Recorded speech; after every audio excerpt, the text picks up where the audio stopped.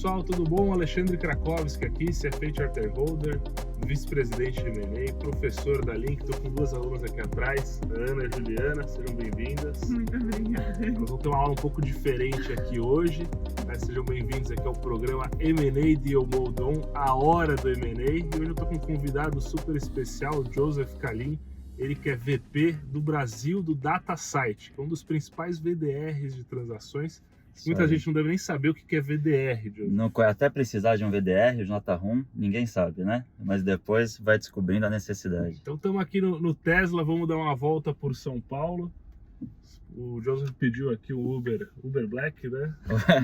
Uber do Tesla. E queria que você começasse se apresentando então para a turma, Claro. contasse um pouco da sua experiência. E aí a gente vai descobrir o que é esse tal de VDR. Pois é, já são quase 5, 6 anos ainda a DataSite. A DataSite, para apresentar para o público geral, é uma empresa multinacional americana que trabalha inicialmente com Data Room por muitos anos e agora já expandindo para algumas outras tecnologias do M&A. No meu caso, eu comecei na área de finanças, passei algumas empresas como Safra, Natura, Banco Carrefour, e essa pegada mais de tecnologia veio logo depois, né? Daí picou aí o braço e veio Serasa, veio algumas outras empresas até chegar na DataSite. Legal, isso é um segmento que pouca gente conhece, né? Fala-se muito dos bancos de investimento, né? Dos advogados, dos auditores. Exatamente. Qual é o papel da tecnologia dentro do M&A? A tecnologia no M&A, ela vem principalmente para ser uma facilitadora nos deals, né? Eu costumo contar uma história de como era feita a diligência lá atrás e como é feita a diligência hoje. Então, se a gente pegar as diligências 15, 20 anos atrás, elas eram feitas em um hotel. Então, você pegava ali...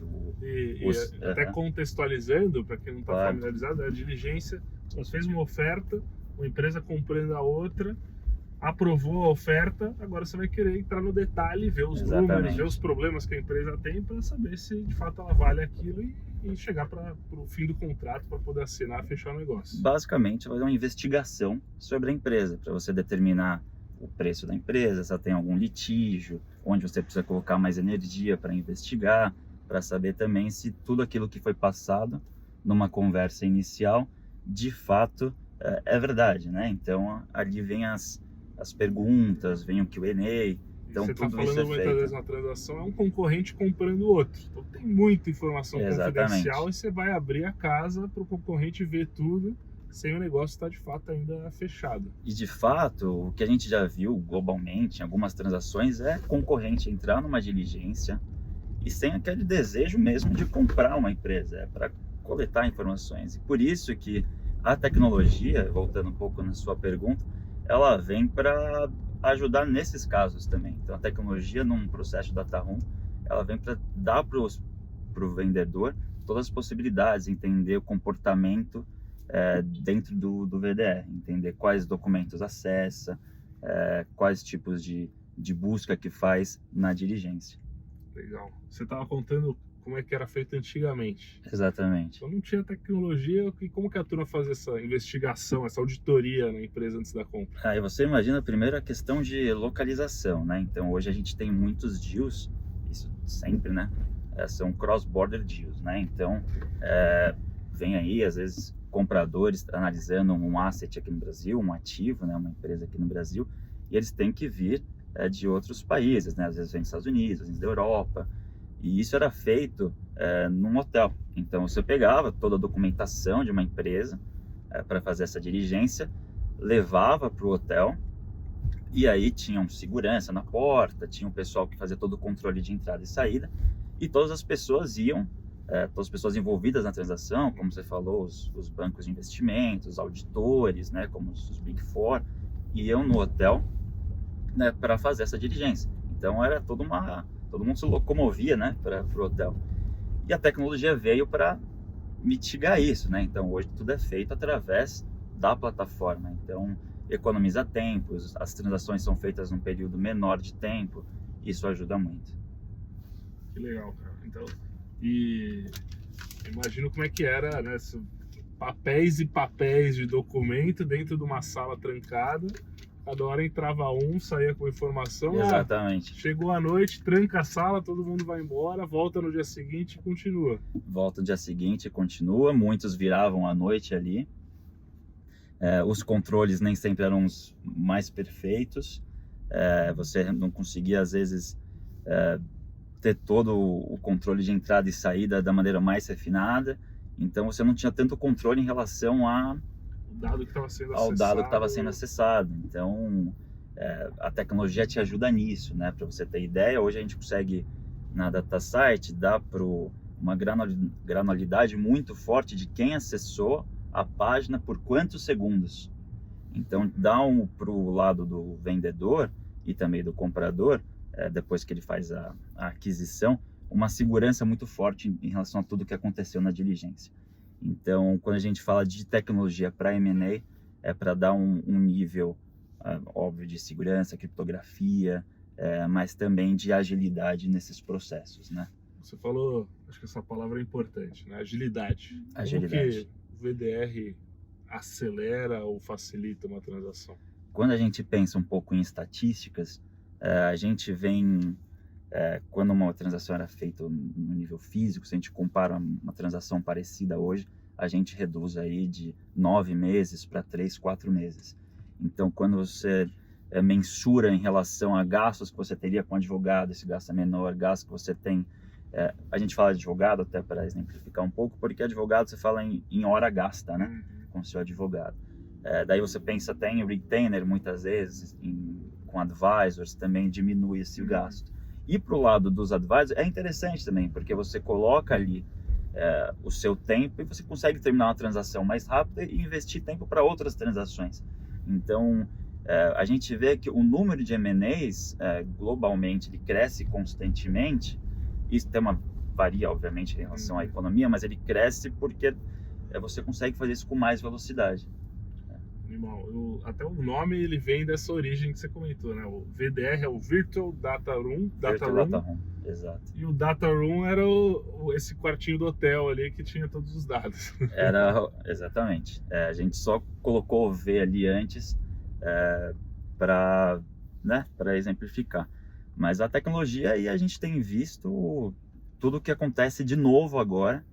A gente realmente, com a inteligência artificial, com a inteligência generativa, também a gente está tentando agregar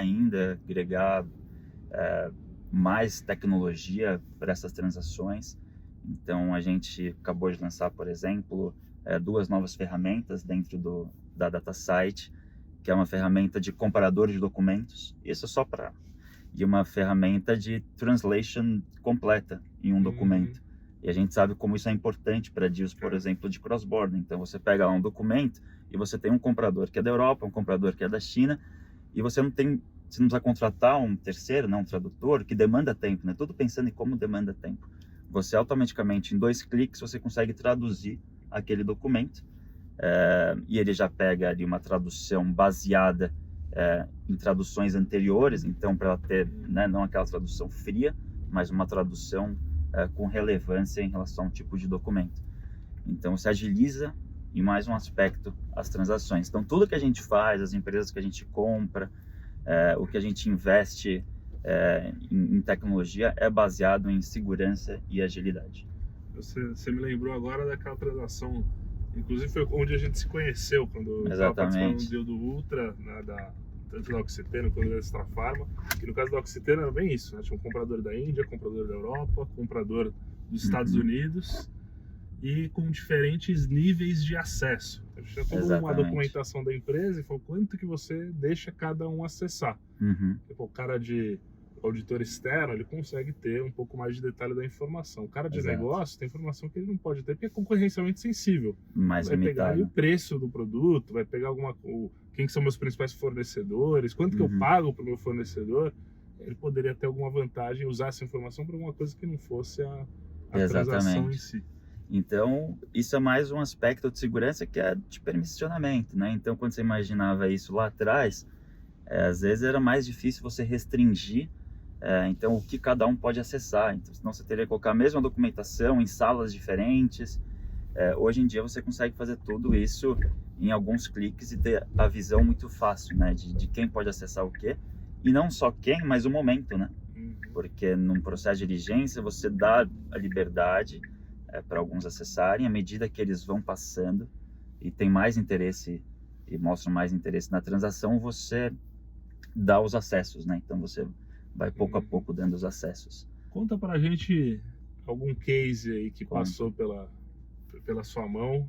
Claro. Como é que foi esse desenrolado? É só M&A? Tem outras formas de transação? Não, bom ponto.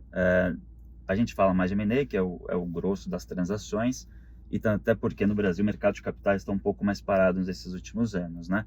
Mas a plataforma é utilizada amplamente para transações de IPO, para follow-ons, emissão de dívida, então todo o contexto ali, mercado de capitais, ICM, DCM, e transações de fusões e aquisições, né, também, recuperações judicial, então tudo isso vem essa demanda tudo uma troca de informações tudo de uma troca de documentação oficial, exatamente.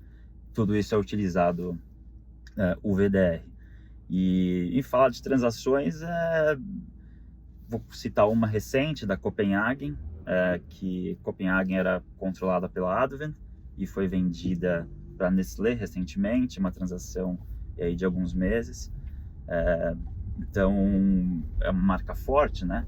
E a gente pode falar de diversas outras nos Estados Unidos. A gente fez uma recente da Microsoft com a Activision, a Microsoft adquirindo uma transação de 63 bilhões de dólares. Activision Blizzard, né? Exatamente, dos games. É uma das maiores transações dos últimos anos. E tantas outras. A DataSite, ela faz aí milhares de transações. E quem que era seu cliente nesses casos? O nosso principal interlocutor nas empresas, a gente conversa muito com o CFO, com o Head de M&A e nos IBs, né, também, né? Então a gente conversa ali com o pessoal de IB, os advogados, depende muito, né, de quem vem essa demanda. Quando é um M&A, a demanda normalmente vem do pessoal de IB, das corporações e obviamente das PIs, né, as controladoras. Daí tem um pouquinho diferente quando é mercado de capitais, vem mais demanda dos advogados, né? Tem um pouco diferente como que funciona, né? O cronograma, enfim, de quem pede. Mas tem toda essa questão de ter muitos interlocutores, né? Então, auditor, advogado. Por isso que o M&A é tão excitante, né? Digamos assim. Você aprende muito com cada transação, você vê como que varia o setor, né? Então, hoje a gente tem uma atuação muito forte do setor de energia. O Brasil é um grande expoente de setor de energia, então grande parte das nossas transações do ano passado foi no setor de energia. Alguns anos atrás, naquele boom de tecnologia, muita liquidez no mercado, a gente via as techs, né? As fintechs, enfim, tinha muita transação no meio de tecnologia. E a gente, interessante ver como que isso modifica de país para país, né? A gente vê nos Estados Unidos muita telecom, consolidação, e o bom de estar no papel aqui do VDR é que você consegue ver o dinamismo do mercado até com antecedência, né? Então, como a gente entra muito antes do que uma transação ela é demonstrada para o público em geral, a gente sabe como são as movimentações do mercado, né, 6, normalmente 9 meses antes, para onde o mercado está indo, se o mercado está mais aquecido. É um termômetro do que vai virar o deal. Do que vai virar o deal, exato. É o que a gente tem visto agora, né? Então a gente tem visto muitos pedidos para abertura de data room e a gente espera que isso vai refletir ali nas transações anunciadas, provavelmente no primeiro trimestre do ano que vem. Então a gente espera uma melhora aí nos indicadores de transações no primeiro trimestre do ano que vem. Legal, isso é super interessante, né? Exato. E acho que é uma tendência, uma expectativa que ninguém está de olho. O pessoal está olhando para a economia, mas ninguém nunca pensou em perguntar para os provedores de tecnologia para ver. E aí, como é que está o termômetro do crescimento de transações? É um indicador, um indicador leading aí que a gente... Exato, e até porque é isso que a gente se pergunta muito. Quando a gente pensa no futuro da DataSite, no futuro... Imagina até que outras empresas de data room elas pensem o mesmo, é o que fazer com tanta informação. Então, obviamente que a gente provê o software, né? Mas o que a gente pode fazer com essas informações? Os documentos, as informações dos clientes. Mas a gente tem esses Informação de indicadores. acesso. Exato, a gente tem indicador, então, quantos projetos, quantidade de usuários dentro da plataforma. Então, o que a gente pode fazer com essas informações, né? Para voltar essa informação para o mercado de uma maneira produtiva, digamos assim. Então, abastecer o mercado de bons insights. Claro. A turma gosta de... Eu já ia mudar de assunto, você quer? Não, vamos lá, vamos dar para sua. A turma gosta de saber polêmica, né? Polêmica é de sempre ouvir bom, caso, né? de ouvir problema. Falou polêmica, o pessoal já se manifestou. As meninas já querem fazer pergunta agora, saber, cara, que deu errado já, que o cliente precisou acessar vocês, porque deu algum problema pós-transação ou durante a transação, e vocês conseguiram atuar de alguma forma. Olha, polêmica sempre tem. Polêmica pode ser no sentido de... A gente sabe, né? Pode ser em relação à precificação, pode ser polêmica em relação ao deal ter que reabrir porque teve alguma contestação ali, ele quer rever a diligência. Então, por exemplo, a gente já teve um caso, alguns anos atrás, no México, sem citar nomes, mas uma empresa, ela comprou e um ano depois ela foi contestada porque ela tinha uma possível questão ambiental, que ela foi acionada, tinha que pagar uma multa, enfim, ela falou, mas eu não sabia disso, não foi demonstrado na diligência, valor relevante. E um valor super relevante. Imagina, você pagou o deal, aí aparece uma conta no ano seguinte que você tem processo para tomar, que é exatamente o valor do negócio. E você sabe como são questões ambientais, né? São questões difíceis de lidar. E o sell side ali, o vendedor da empresa falou, não, vocês tiveram acesso sim, tanto que vocês tiveram acesso, que daí lembra que a gente falou lá no começo de acessar o documento e a gente sabe quem acessou por quantos segundos.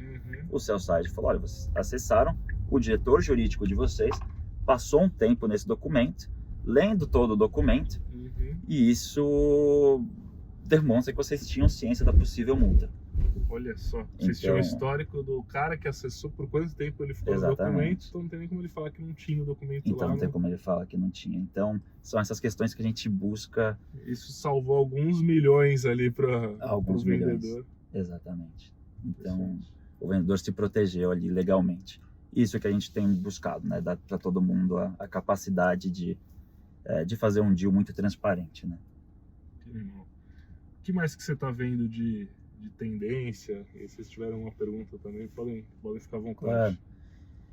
Bom, tendência agora, a gente vê muito recuperação judicial, infelizmente. Então a gente está no momento que as empresas estão passando, a gente vê muito no agro isso, né?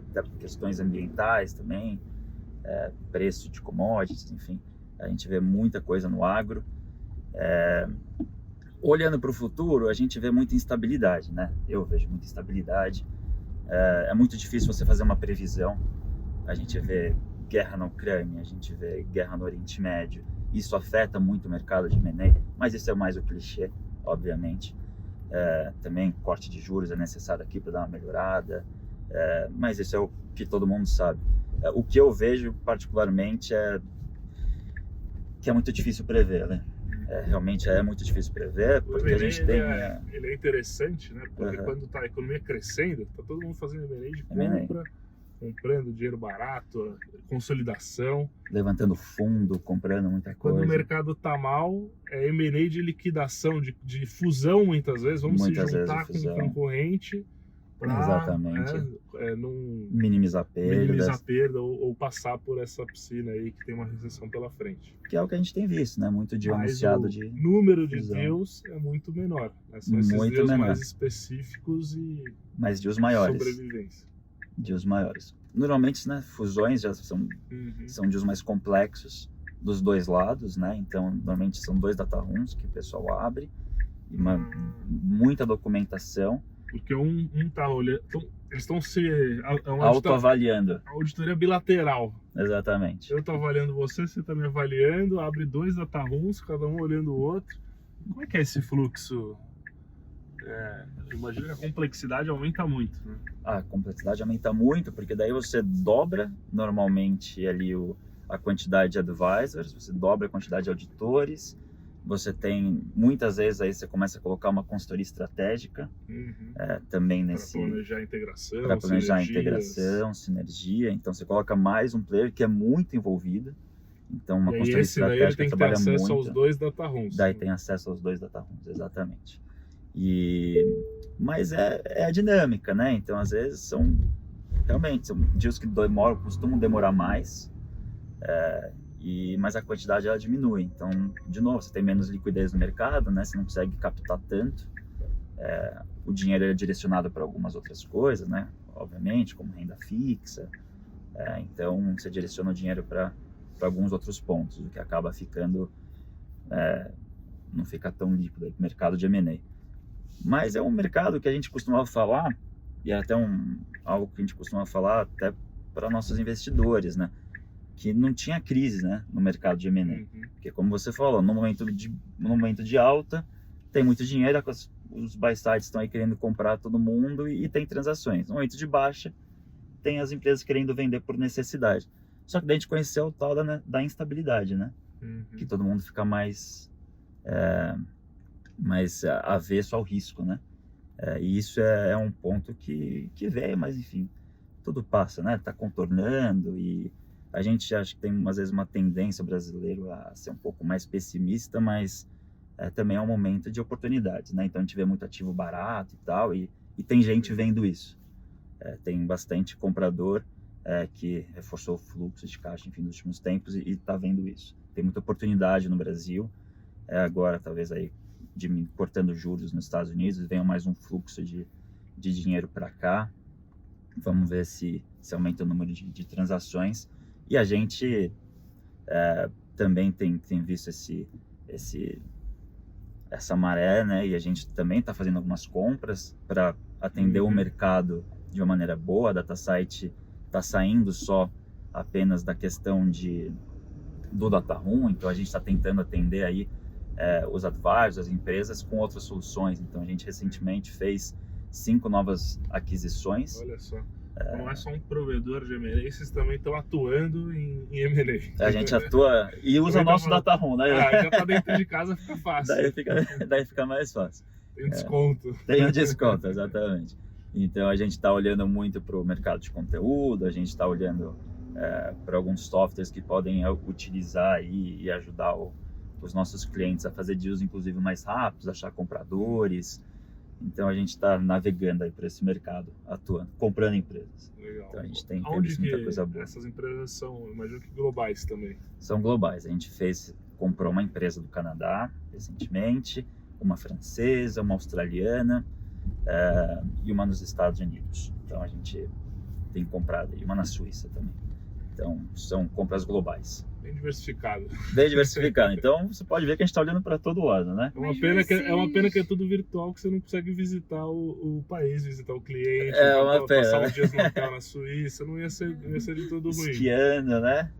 Seria Vai lá só pro closing, só pro shake hands. Daí Mas gera vocês diriam que vocês trabalham com empresas mais brasileiras ou internacionais? Pela DataSite ser uma empresa global, a gente tem escritórios, por exemplo, em 28 países. Nossa. A gente atua globalmente. Então, são transações de 197 países, milhares de transações. Então, há 50 anos a gente atua aí globalmente. Estamos passando aqui na frente de alguns clientes do Joseph. Exatamente. Clientes, muitos né? prédios conhecidos. Aqui na Faria Lima. Desde bancos até os próprios clientes, de fato. Exato, bancos, PIs, corporações. Aqui a gente está exatamente na frente do Shopping Guatemi, né? Sim. E aqui tem muitos bancos. Quando a gente vê esse perfil de cliente, qual que é o tamanho de deal que faz sentido ter um data room? Ou faz sentido só botar num pendrive mesmo e passar informação para o concorrente? Claro. Como é que você vê essa dinâmica? Assim, eu vou para um negócio mais simples, uma troca por e-mail, ou eu preciso de um data room? Naturalmente que as grandes transações elas acabam procurando, né? Eu vejo muito uma diferença no mercado americano com o mercado brasileiro nisso. Então, o mercado americano, as empresas desde muito cedo, elas já querem proteger muita documentação. Então, eles já ficam mais preocupados com tecnologia, eles ficam mais preocupados na proteção, né, do que eles desenvolveram. No mercado nacional, acho que a gente vê muito custo, pessoal muito sensível a custo, então acaba fazendo uma transação quando a empresa já está mais madura. Mas a gente, como, por exemplo, no nosso caso, a gente não varia muito o preço em relação à quantidade de documentos, então não importa tanto. Se uma transação é grande, vai ter mais documentos, vai custar mais caro. Então, super incentivo, a gente incentiva a fazer desde o começo, porque você protege o seu principal patrimônio. A precificação de vocês é por volume de dados. Exatamente. Não pelo porte do deal. Mas pensando na resposta, as grandes transações acabam acontecendo com as grandes empresas, né? Então a gente vê, tem algumas empresas, clientes que tiveram aquele boom ali da internet e tal, que eles fizeram desde a série C até o IPO com a gente. Então é interessante você ver uma quantidade de documentos muito pequena e depois vai fazer o IPO, inclusive às vezes IPO nos Estados Unidos, vai aumentando e você vê todo entrando em empresas grandes, né, na série D, série E, que demandam mais também, né? Então muitas vezes a empresa pequena, ela começa, mas quando entram os investidores, eles acabam sendo mais exigentes, porque eles vão precisar avaliar aquela documentação também. Isso mostra que eles gostaram mesmo da plataforma, né? Isso mostra que eles rodada atrás de gostaram. rodada e até o IPO. O meu sorriso com certeza não foi mais o produto. Um cara simpático. Mas é legal, assim, te dá proteção, né? A gente sempre fala que, né, a questão do data room é que te dá proteção. Você não pode, né? O seu principal ativo ali, muitas vezes, é o que você desenvolveu. Você não pode dar isso de mão beijada. E a gente tem visto que cada vez mais tem tentativas, né? Enfim, de hackeamento. Cibersegurança é um tema que está em alta. Até a M&A também está rolando à solta nesse segmento. Muita coisa rolando à solta. Imagina, você protege tudo, cyber, proteção da empresa, aí abre um M&A que você começa a mandar informação para fora sem proteção, tudo aquilo que está bloqueado interno, se vazado. o outro lado não tem, exatamente. É vazado. Então tem que ter muita sensibilidade em relação a isso. E tem aquelas questões, né, que o pendrive não te dá diversas questões de controle, questões comerciais. Então, por exemplo, quando você cita, a gente se conheceu aqui numa transação da Oxiteno, Transfarma, diversos potenciais compradores globalmente, ali você conseguiu ter uma visão também comercial, porque quando você consegue controlar os acessos, você consegue controlar quem está mais ativo no seu processo de diligência, quem já acessou mais, a quantidade de documentos que já acessou. Então, tudo isso acaba sendo muito relevante que o data room oferece para a transação, né? Então, tem um aspecto comercial também.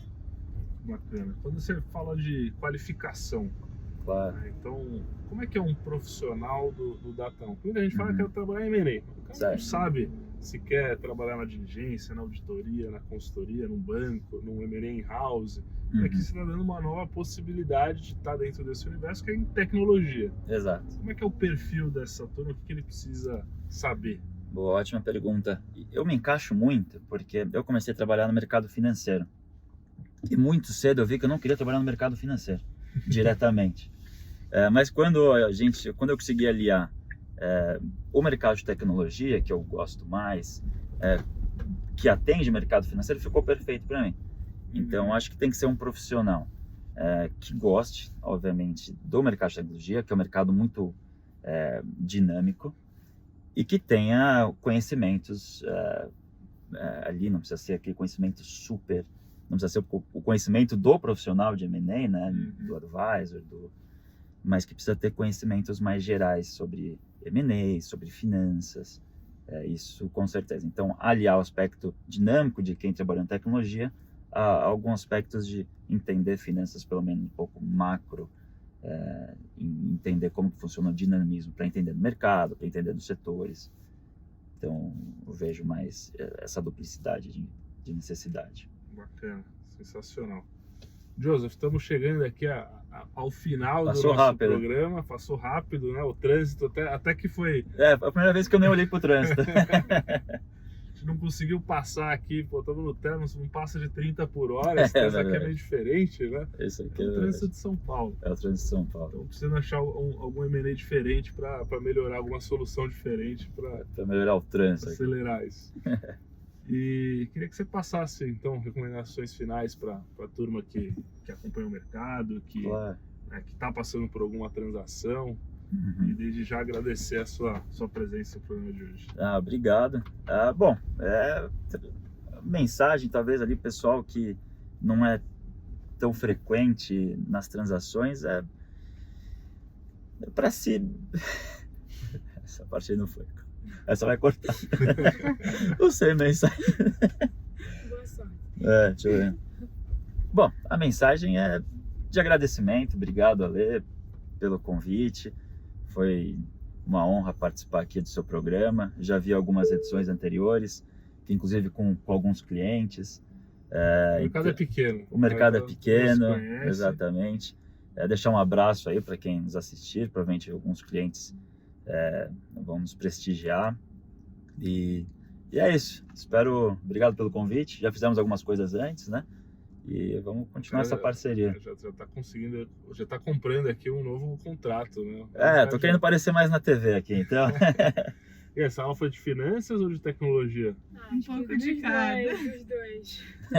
Eu tenho um presente aqui para deixar para o Joseph, já que ele participa de transações bilionárias. Eu trouxe aqui uma lembrança para você mostrar para os seus clientes. Que legal. Para que você faça aí sempre grandes transações. Honra. Então tá aí a notinha de $1 bilhão. Obrigado, Ale. É um cheque unicórnio, né? Isso aqui é um cheque unicórnio, isso aqui é perfeito. Nada que você não está acostumado, mas que aqui isso, é especial aqui pela sua participação, então obrigado. Obrigado a você. Esse foi o presente. M&A Deal Mode On e até o próximo episódio.